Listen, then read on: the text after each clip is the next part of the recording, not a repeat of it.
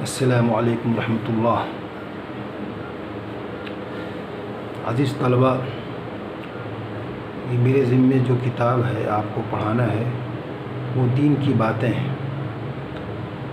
دین کی باتیں، یہ کتاب مسائل پر مشتمل ہے۔ اس کو لکھنے والے مولانا اشرف علی تھانوی رحمۃ اللہ علیہ۔ مسائل کا جاننا بہت ضروری ہے۔ حلال و حرام کا، جائز اور ناجائز کا جاننا بہت ضروری ہے۔ اس کتاب دین کی باتیں، اس کی ترتیب یہ ہے، اس کے ابواب، اس کے اندر جو ابواب ہیں اس کی ترتیب کچھ یوں ہے۔ پہلے کتاب الطہارہ ہے، پھر کتاب الصلاۃ، پھر کتاب الصوم، کتاب الزکوٰۃ، کتاب الحج، کتاب النکاح، کتاب البیوع، اور اس کے علاوہ متفرق ابواب ہیں۔ لیکن میں آپ کے سامنے کتاب الطہارہ سے ہٹ کر کے کتاب الزکوٰۃ کے اندر جو باب ہے وہ قربانی کے احکام ہیں، میں اس کو بیان کرنے جا رہا ہوں۔ اور یہ قربانی کے بارے میں آپ کو بتاؤں گا، کیونکہ قربانی کا وقت آ رہا ہے اور ذی الحجہ کا مہینہ آ رہا ہے اور قربانی سے متعلق مسائل جاننے کی ضرورت پڑے گی۔ قربانی کے اندر ایک تو یہ قربانی کی فضیلت، دوسرے قربانی کا وقت، قربانی کی تعریف، اور قربانی کس پر واجب ہے، اور قربانی کا طریقہ۔ قربانی کی جو فضیلت ہے اس کے بارے میں 2 حدیث آپ یاد رکھیں جو آپ کے معیار کے مطابق ہیں۔ وہ یہ ہے کہ آپ صلی اللہ علیہ وسلم نے فرمایا: ما عمل ابن آدم من عمل یوم النحر احب الی اللہ من احراق الدم، کہ کسی بھی ابن آدم نے یا انسان نے قربانی کے دنوں میں کوئی ایسا عمل انجام نہیں دیا جو اللہ کے نزدیک محبوب ہو اور مقرب ہو، خون بہانے سے زیادہ، قربانی کرنے سے زیادہ۔ گویا اس حدیث سے یہ بات معلوم ہوتی ہے کہ قربانی کے دنوں میں اگر کوئی شخص اللہ کی رضا چاہنے کے لیے، خوشنودی چاہنے کے لیے کوئی کام کر سکتا ہے تو اس کو چاہیے کہ وہ قربانی کرے۔ دوسری جو حدیث ہے وہ آپ صلی اللہ علیہ وسلم نے فرمایا، اور وہ ابن ماجہ شریف کی روایت ہے: من کان لہ سعۃ ولم یضحی فلا یقربن مصلانا، جس کے اندر وسعت ہو، جس کے پاس فراوانی ہو اور وہ قربانی نہ کرے، تو اس کے بارے میں آپ صلی اللہ علیہ وسلم کی طرف سے حکم یہ ہے کہ وہ ہماری عیدگاہ کے قریب بھی نہ آئے۔ فلا یقربن مصلانا، اتنی سخت وعید ہے کہ آپ صلی اللہ علیہ وسلم اس شخص سے کہہ رہے ہیں جو باحیثیت ہے، اس کے باوجود قربانی نہیں کر رہا ہے، اس کو حکم دے رہے ہیں کہ وہ ہماری عیدگاہ کے قریب بھی نہ آئے۔ تو ان کے لیے بڑی ندامت کی بات ہے جو فراوانی حاصل ہونے کے باوجود قربانی نہ کرے۔ یہ تو قربانی کی تعریف ہو گئی، یہ قربانی کی فضیلت ہو گئی۔ اور قربانی کی تعریف یہ ہے کہ قربانی نام ہے خاص وقت میں خاص جانور کا ثواب کی نیت سے ذبح کرنا۔ یہ تعریف یاد رکھیں آپ۔ قربانی کی تعریف یہ ہے، قربانی کہتے ہیں، اضحیہ کہتے ہیں، خاص وقت میں ثواب کی نیت کے ساتھ اور خاص جانور کا ذبح کرنا۔ جانور کی کچھ شرطیں ہیں، اگر وہ شرطیں نہیں پائی جائیں گی تو قربانی نہیں مانی جائے گی۔ وہ شرطیں کیا ہیں اس کی تفصیل ہے، انشاءاللہ ہم اس کو بعد میں بیان کریں گے۔ اور ثواب کی نیت کا ہونا ضروری ہے۔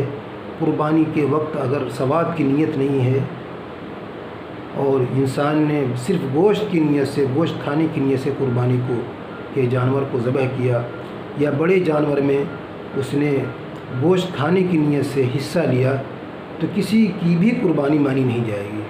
تو نیت قربہ، ثواب کی نیت کا ہونا ضروری ہے۔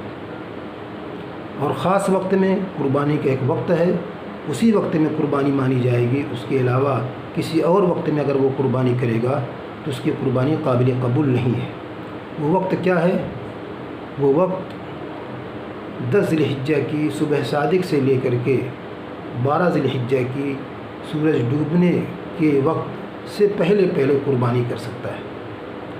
یہ قربانی کا وقت ہے۔ اگر کوئی شخص شہر میں ہے تو اس کے لیے 10 ذی الحجہ کو اس شہر میں جس مسجد میں سب سے پہلے نماز ہو رہی ہے تو اس مسجد میں امام کے سلام پھیرنے کے بعد اس شہر میں قربانی کا وقت شروع ہو جائے گا۔ یہ قربانی کا وقت ہے۔ اور قربانی کن لوگوں پر واجب ہے اس کے بارے میں ہمارے فقہا یہ فرماتے ہیں، اس کے لیے سب سے پہلی جو شرط ہے کہ وہ مسلمان ہو۔ اگر مسلمان نہیں ہے، اسلام کی دولت سے سرفراز نہیں ہے تو اس کے اوپر قربانی واجب نہیں ہے۔ آزاد ہو، غلام کے اوپر قربانی واجب نہیں ہے۔ مقیم ہو یعنی مسافر نہ ہو، اگر مسافر ہوگا تو اگرچہ وہ مالدار ہو اس کے اوپر قربانی واجب نہیں ہے۔ مالدار ہو، اگر وہ غریب ہے تو اس کے اوپر قربانی واجب نہیں ہے۔ اب مالداری اور غریبی کا معیار کیا ہے اسلام کے نزدیک؟ اگر کوئی شخص 612 گرام چاندی کی قیمت یا اس کی مالیت کا مالک ہے تو اس کے اوپر قربانی واجب ہے، اور وہ مالیت اس کی ضرورت سے زیادہ ہو۔ دوسرے انداز سے آپ یہ کہہ سکتے ہیں جس کے اوپر فطرہ واجب ہے، جس کے اوپر صدقہ فطر واجب ہے، اس کے اوپر قربانی بھی واجب ہے۔ یہ ہم تفصیل بعد میں بتائیں گے کہ صدقہ فطر جس کے اوپر واجب ہے اس کے اوپر قربانی بھی واجب ہے۔ زکوٰۃ کے نصاب میں اور زکوٰۃ کی شرطوں میں اور صدقہ فطر اور قربانی کی شرطوں میں تھوڑا سا فرق ہے، وہ ہم بعد میں بتائیں گے۔ بہرحال اتنا یاد رکھیں کہ قربانی کے لیے جو نصاب ہے وہ 612 گرام چاندی کی قیمت ہے، یا اس کی مالیت ہے اور وہ ضرورت سے زیادہ ہو، یا جس کے اوپر صدقہ فطر واجب ہے اس کے اوپر قربانی واجب ہے۔ قربانی کا طریقہ کیا ہے؟ قربانی کے لیے سب سے پہلے یہ دعا یاد رکھیں آپ، انی وجہت وجہی للذی فطر السماوات والارض حنیفا وما انا من المشرکین ان صلاتی ونسکی ومحیای ومماتی للہ رب العالمین اللہم منک ولک۔ بسم اللہ اللہ اکبر کہہ کر کے جانور کے گردن پر چھری رکھ دے اور جانور کو ذبح کرے، پھر اس کے بعد یہ دعا پڑھے، اللہم تقبل منی کما تقبلت من حبیبک محمد وخلیلک ابراہیم علیہم الصلاۃ والسلام۔ یہ دعا اگر آپ نے پڑھ لی تو بہرحال یہ دعا کا پڑھنا، بعد میں جو دعا پڑھی جاتی ہے اس دعا کا پڑھنا بہتر ہے، ضروری نہیں ہے، صرف دل میں نیت ہونی چاہیے کہ کس کی طرف سے وہ جانور کو ذبح کر رہا ہے۔ البتہ بسم اللہ اللہ اکبر، اللہ کا نام لینا ضروری ہے۔ اگر بغیر اللہ کا نام لیے ہوئے اس نے جانور کو ذبح کیا تو وہ جانور قربانی تو کیا وہ حلال بھی نہیں ہوگا۔ یہ چند باتیں ہیں، آپ اس کا خلاصہ ویڈیو یا آڈیو کی شکل میں ہمیں سنا دیں، اور ایک میں فوٹیج دین کی باتیں اس کا 1-2 پیج فوٹیج میں بھیج رہا ہوں، سینڈ کر رہا ہوں، یا آپ چاہے آپ کو اختیار ہے چاہے اس کا خلاصہ سنا دیں، چاہے تو جو میں نے آپ کے سامنے باتیں پیش کی ہیں، ایک تو قربانی کی فضیلت، اس کے بارے میں میں نے 2 حدیث آپ کے سامنے بیان کی، دوسرے قربانی کا وقت، اور تیسرے قربانی کی تعریف، اور چوتھے قربانی کن لوگوں کے اوپر واجب ہے اور قربانی کا نصاب کیا ہے۔ ٹھیک، السلام علیکم ورحمۃ اللہ۔